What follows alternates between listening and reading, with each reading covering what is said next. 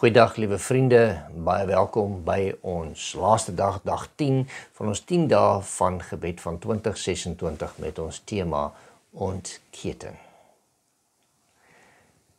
Een ek moet radikale vrygewigheid beoefen. Ons moet vrygewig wees in ons gemeenskappe. Nie net met ons finansies nie, met ons tyd, met ons talente en met ons kennis. Ons leef in 'n tyd waar mense dikwels vra, wat beteken dit om regtig deel te wees van die kerk? Wat beteken die kerk nou eintlik vir die gemeenskap? Handelinge 4 wys vir ons hoe die eerste eeuse kerk hul lewende geloof uitgeleef het. Hulle het nie net saam aanbid en saam gebid nie, maar hulle het ook alles met mekaar gedeel. Vandag gaan ons kyk wat dit vir ons beteken om vrygewig en opofferend te lewe. Maar wat het hulle vrygewig gemaak? Handelinge 4 vers 32 tot 37 lees soos volg. En die menigte van die wat gelowig geword het, was een van hart en siel, en nie een het gesê dat iets van sy besittings sy eie was nie, maar hulle het alles in gemeenskap gehad.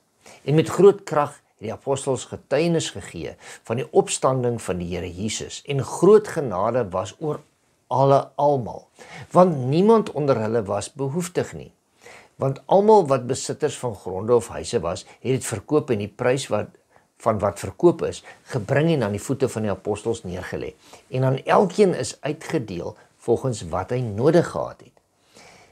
En Joses, wie sy bynaam onder die apostels Barnabas was, wat as dit vertaal word, beteken seun van vertroosting, 'n Lewiet van geboorte uit Siprus, het 'n stuk grond gehad en dit verkoop en die geld gebring en aan die voete van die apostels neergelê.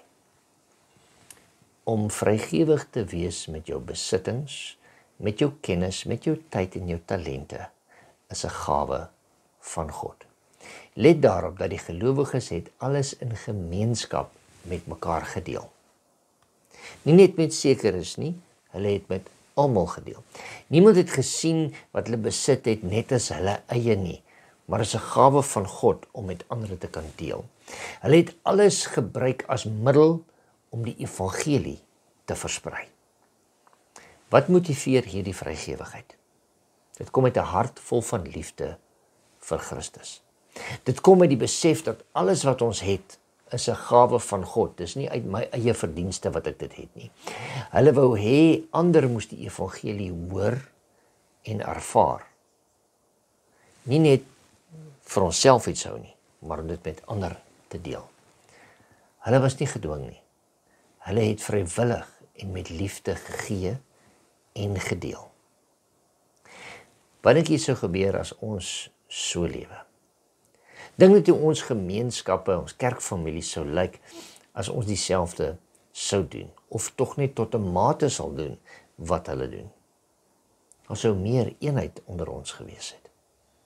Ons sien mekaar as familie, nie net kerklidmate nie. Geen gebrek, geen afgesonderdheid nie. Almal sou dinge met mekaar gedeel het. Dit sou 'n groot impak vir die evangelie wees en op die evangelie boodskap gehad het. Besittings, tyd, talente word gebruik om ander te bereik. Die evangelie word nie net verkondig in woorde nie, maar ook in dade en in liefde. Dit vorm 'n nuwe kultuur van liefde en opoffering. Dat wanneer ek dalk iets nodig het, of ek my dalk self wil bederf, dat ek dit dalk eerder vir my naaste sal gee wat dit dalk meer nodig het, soos die Gees my lei.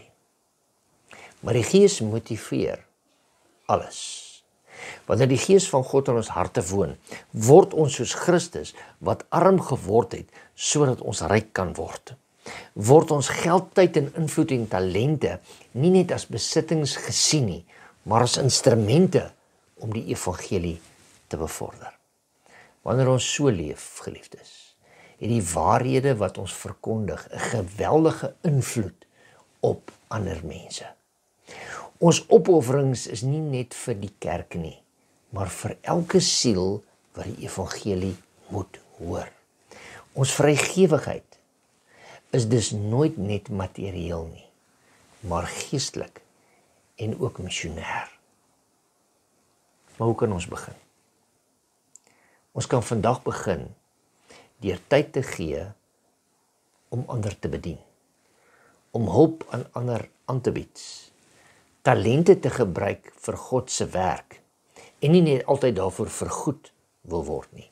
Besittings te deel waar dit nodig is en waar dit moontlik is. Ons invloed te gebruik om mense na Christus te lei.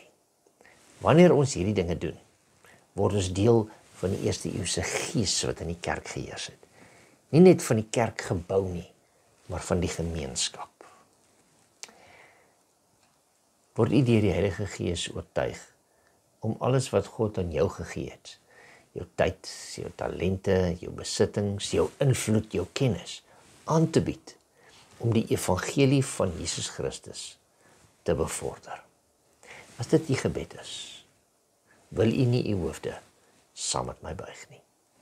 Vader, u het vir my, u het vir elkeen van ons sekere talente gegee. U het vir ons tyd gegee. U het vir ons kennis gegee, u het vir ons besittings gegee.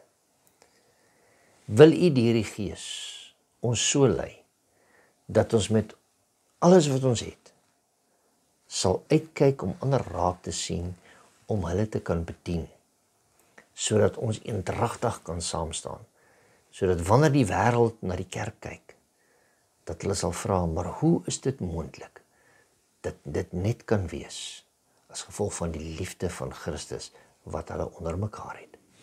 Dankie Vader, vir hierdie 10 dae van gebed. Help ons om in hierdie tyd, deur u Gees, gebruik te kan word, maar nie net in hierdie tyd nie, vir die jaar wat voorlê, sodat u koninkryk uitgebrei kan word, en u werk klaargemaak kan word. Dit bid ons, in Jesus naam. Amen. Baie dankie, dat u saam met ons was in die 10 dae van gebed, en ons hoop dat u ook 'n nuwe ervaring met die Gees van God gehad het, en dit nou so sal toepas in die praktiese lewe vorentoe vir 2026.